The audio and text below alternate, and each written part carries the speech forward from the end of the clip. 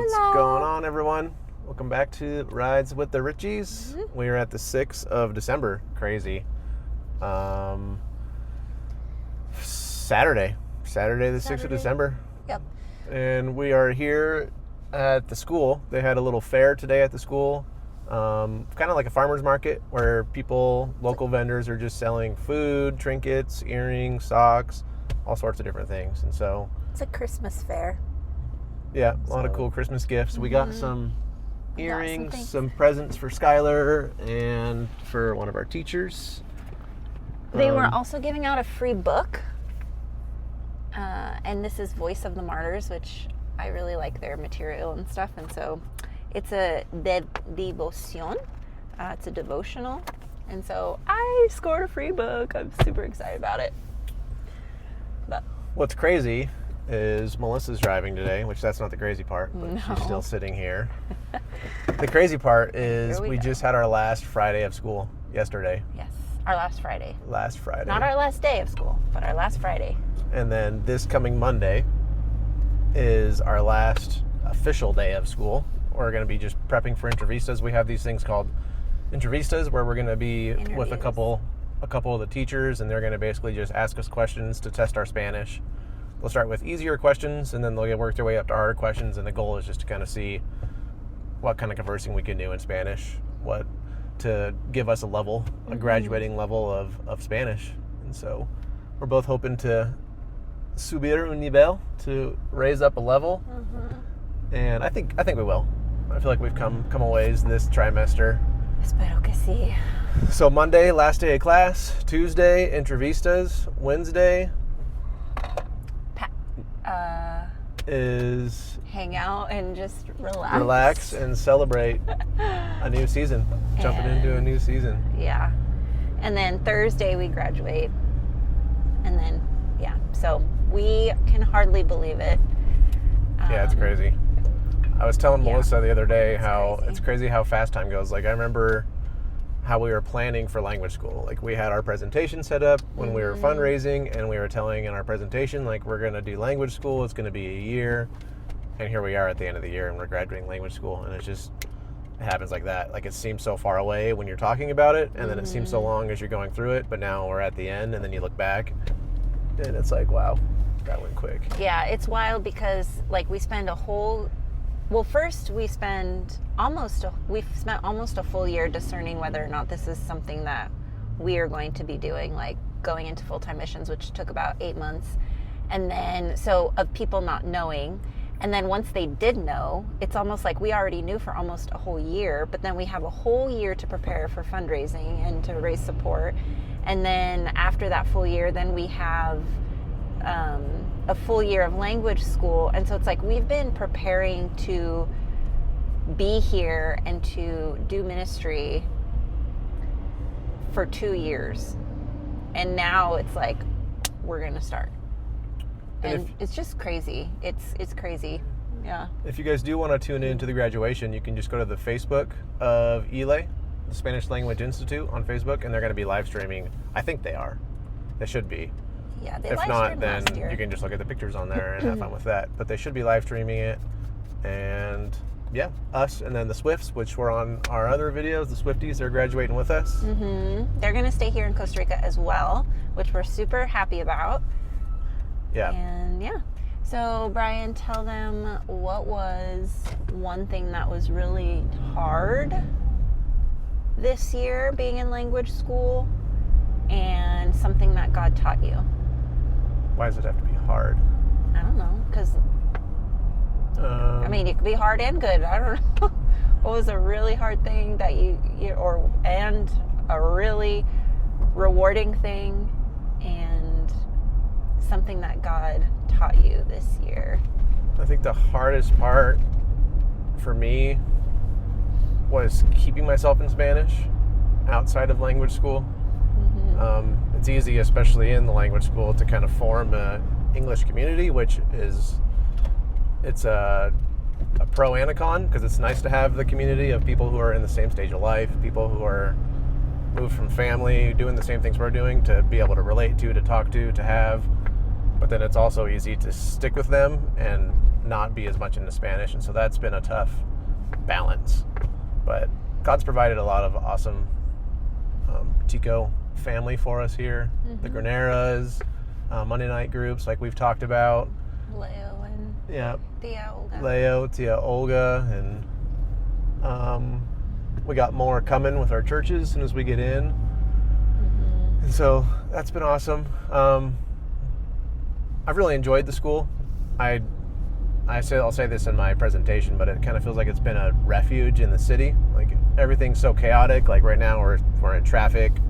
There's so much noise, like all the big city stuff that you get. And then you go into the school and you can kind of forget you're in the city for a minute. It's peaceful. The teachers are there for you. Like they want to help you. It's a place where you can go where you're known and you're not just some random gringo walking around. You still kind of are a random gringo, but you're a known random gringo at least. Years ago, they apparently had about 200 students, 200 to 300 students at Elay. And we can't even imagine that. Right now, there's like 9 of us. And so it's just crazy to think that there was that many foreigners in this little city that we're living in. And right now, you don't see a lot of gringos. Like, you just don't where we're at. And so times have definitely changed. And there's reasons for that. I think COVID definitely did a number as well, and when things started moving online and being able to get training and language online. But school's not just for missionaries. If you guys want to learn Spanish, Yep. you want to get a cultural experience, you can take short-term courses. They have year-long courses for anyone who wants to learn. You do got to take like a statement of faith assessment at the beginning because it is a Christian organization. But come on, we can hang out, learn Spanish together. Yeah. And something that God has taught you, I think, for this year. One thing I've learned about myself, Oh, yeah. which I was actually just talking with this about Josh, is back when I was in the States, I loved driving around. I loved just like going out for cruises, as we would call it, go to the water, drive by the water, and just going out. And here, I think just the big city stuff, like I don't enjoy it as much. Like I prefer to walk around. Like walking, I enjoy more, but driving is just stressful. It takes so long to get anywhere, and so I don't find myself desiring to go out and about as much as I used to. And then Josh asked me yesterday as we were talking about this, he's like, "Do you think that's because you're getting older as well?" And I was like, interesting. I haven't thought about that, but maybe that does play a part in it. Maybe I'm just settling into my old ways, becoming an old fart. Which I want to say, I don't think that's the reason, because Sure. just before we moved here, like I still wanted to go out and like drive and do all these things, and then after I moved here is when the change happened. But that could be it. I am getting older. Gray hairs are coming in. I think a lot of it too is you grew up in Ferndale your whole entire life, and that is not a city, and so you're just not accustomed to it. You're not used to it, therefore you're not gonna like it as much because it's just not something you've grown up doing, is being in like a big city or whatever. I don't mind the big city personally. I mean, yeah, the traffic sucks and whatever, but it's not like a huge deal to me. I feel like it's kind of like a time to just decompress a little bit and just be, and you're not on your phone either. And so, I don't know, same with traveling. When things happen, not when things happen. Obviously when things happen and you're trying to get somewhere and it's a pain or a stress or whatever. But if we don't have an agenda or like need to be somewhere and there's like a delay for like 45 minutes and people get so mad and I hate traveling, blah blah. And for me, I'm like, it's not like just giving me a chance to get something done or do something that I wanted to do on my phone, or I don't know. I just don't really mind, I guess. One thing that's super exciting That was now, super random tangent, sorry. coming in the future, is we have a team coming from the States, from Cornwall, our sending church. Hey guys, if any of you are watching, Yay, hello. We're super excited we to get have our them. first team. We have a team retreat in January, and then they're coming to watch the missionary kids, and we get to kind of lead them into being here, and so we're super excited for that, and just excited to have visitors to come kind of see our life here and get to show them around, get to introduce them to the people that we've been meeting. Yeah. And Well, there was a question that they had asked about what is something that, gosh, I don't even remember how it was worded, but it was like, how do mission teams help missionaries or whatever? Like how is their benefit? And that was one of the things that I had mentioned was it's just a huge blessing, because we know how much it takes to get a team ready from the States to come to a foreign country. And there's just a lot of prep, there's a lot of planning, it's costly too, depending. And I feel like, you know, for us as missionaries, it means so much to us because the fact that this team is setting aside time in their life and raising their support to come and to be with us and to step into our world, into what we, like our reality and where we live every day and the culture we're in and all this stuff, like it just means the world. And so it's a huge encouragement, presence-wise, relationally-wise. And so we're looking forward to the teams that are going to come, to the people that we're going to be able to see God use and like see Him move, like in our lives and in theirs. And so it just brings us back to like when we were on our first mission trip, we were like the only 20-year-olds, and there was a bunch of like 50-year-olds and 60-year-olds, and wow.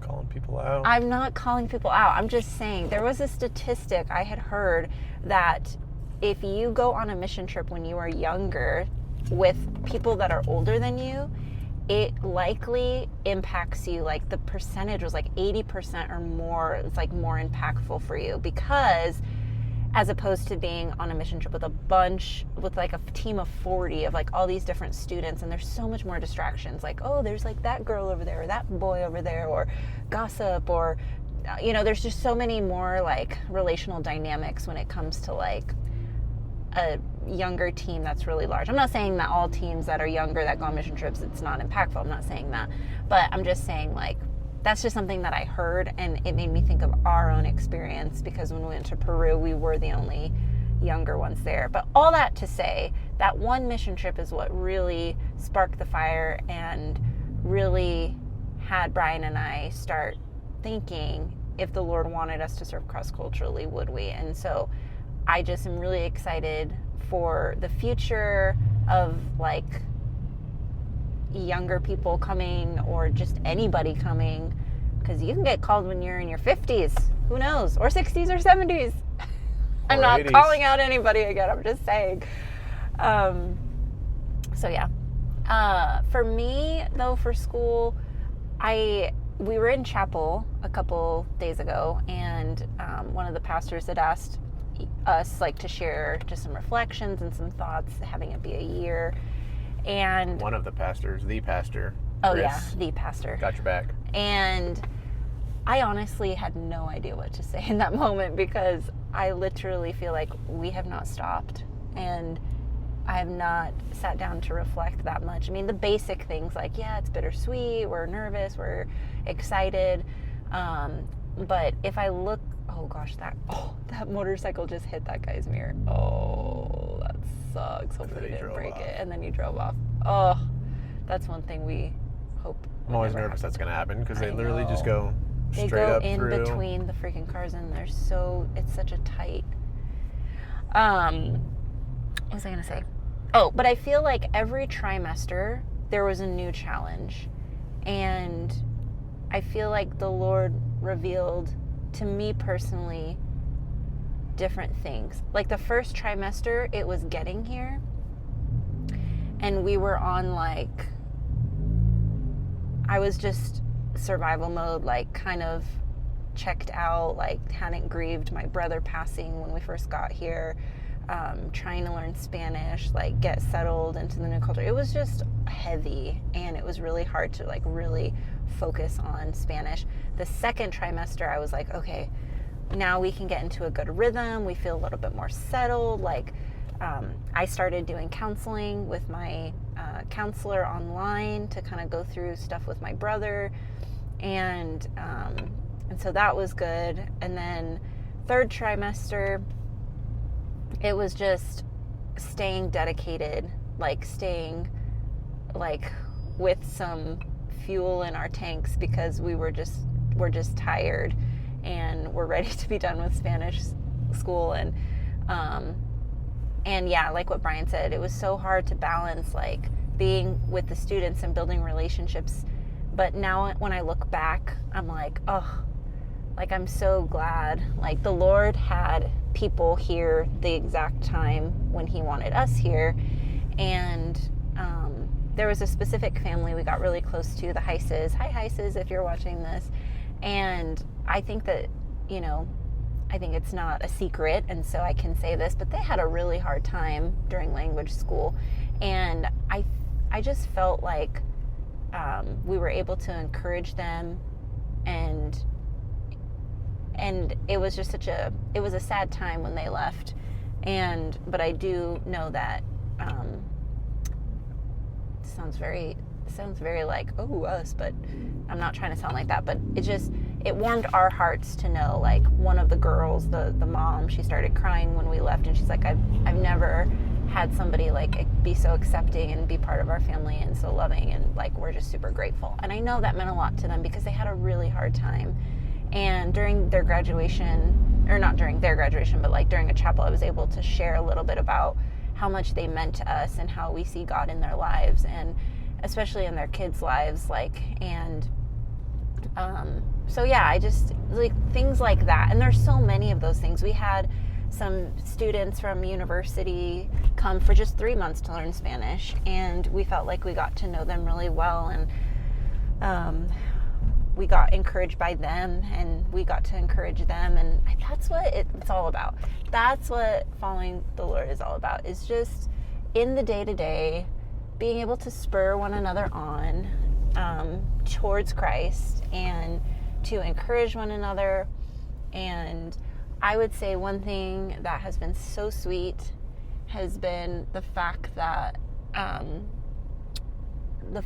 we have really created, or not we have created, sorry, God has given us an amazing community, which we're so grateful for. Like what Brian was saying, like one of our good friends, Leo, and his aunt, and some other Ticos from a different church that we've been going to Monday night groups with. And to this Monday we have our last one. We're going to do a white elephant gift for everybody. And so, yeah, I'm just really grateful for the community that God has put in our lives.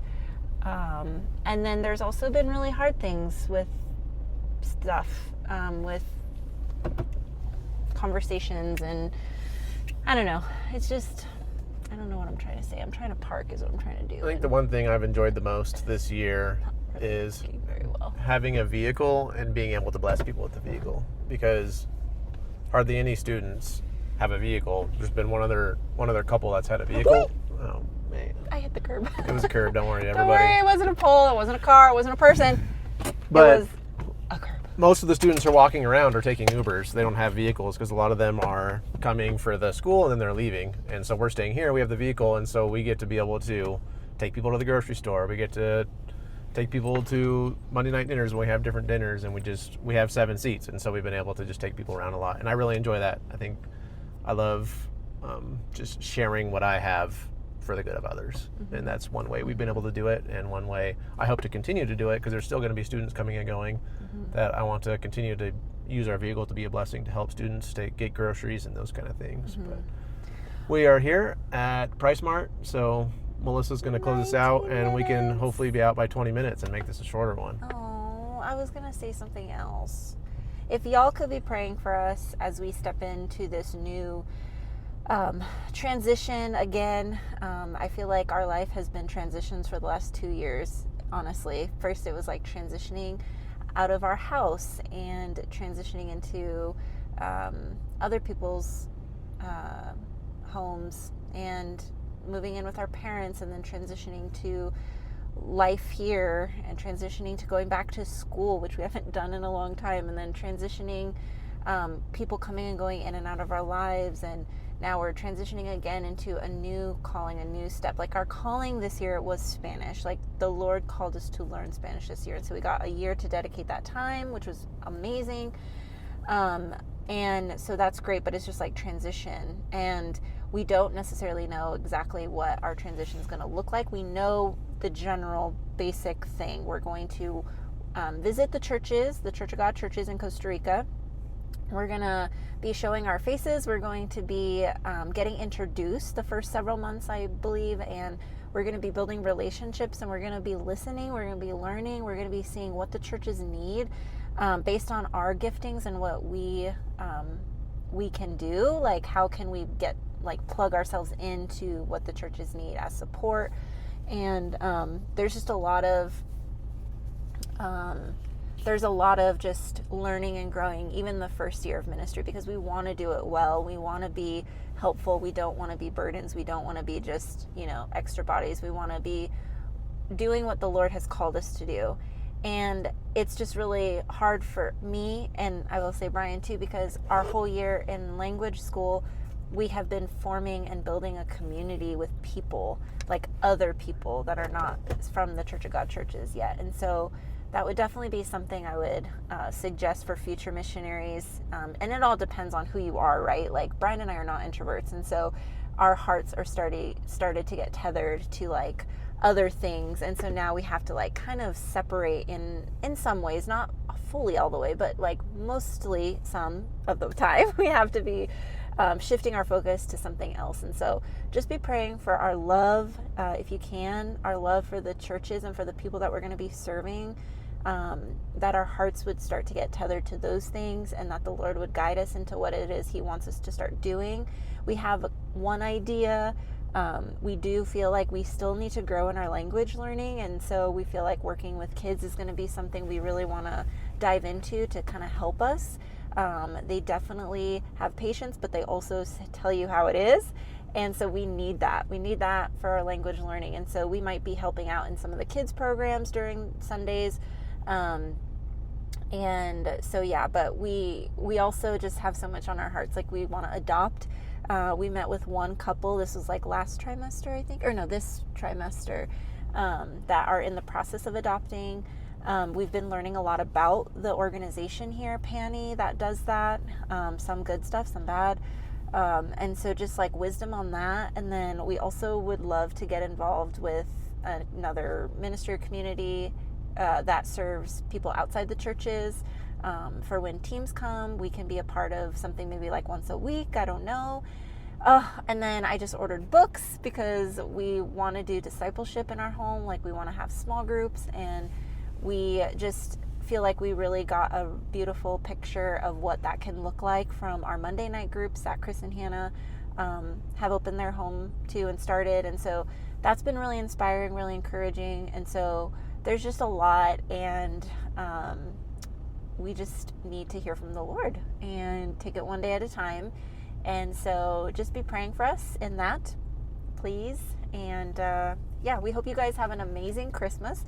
I don't know if we're going to do another car rides with the Richies until next year, technically January. So we'll see. But our team that's coming in January, they leave on the 14th of January. So we might do another video at the end of Might be fun to do January. one with them if we can. Yeah, maybe we'll do one with See them. if we can do that. That'd be super fun. Yeah. But let me just close out with this. The Lord has been talking to me about several things. I don't know about you, Brian, if you have a verse or something that God's been teaching you that you want to close with. If not, I'll just do this. You could read that since you have it up. Got my phone on the video. Oh, yeah, your phone's on the video. So A.W. Tozer. Sorry. Tozer. I added a W in his name. A.W. Tozer said... Tozer. Oh, my gosh. A.W. Tozer said this. It's a quote, and I really liked it. It says, "There are rare Christians whose very presence incites others to be better Christians. I want to be that rare Christian." And I think that's definitely our prayer. Just being able to have people want to spend more time with Jesus and want to get closer to Him because they're around us. Like, that is our prayer. We pray that for people that we're going to be visiting and meeting and getting to know, even if there is a language barrier and we can't get super in depth with them in conversation. But that is our prayer. So I really loved that quote from him, because I think that that is what it means to be an ambassador of Christ, and to live our lives solely for him and shine his light that is in us. And yeah, I just realized that I don't have my wedding ring on. I feel weird when I don't do that. All right. My Well, bad. to the 4 of you that are still left, we will see you on the next one. This Hope was you have a good Christmas if we don't see you before the next Christmas. And we love you. This was a long one because I was trying to make it short. I know it was I try it was every the single time. end. It was the end, and we're not going to see them in a while. And we've had a lot of visitors on every Car Rides with Richies, but there hasn't been just a single one where we get to share. And it's the end of the year, and so this is why it's a little longer. Well, the 3 people still here are enjoying it. Awesome. Love you guys. Love you guys. Catch you later.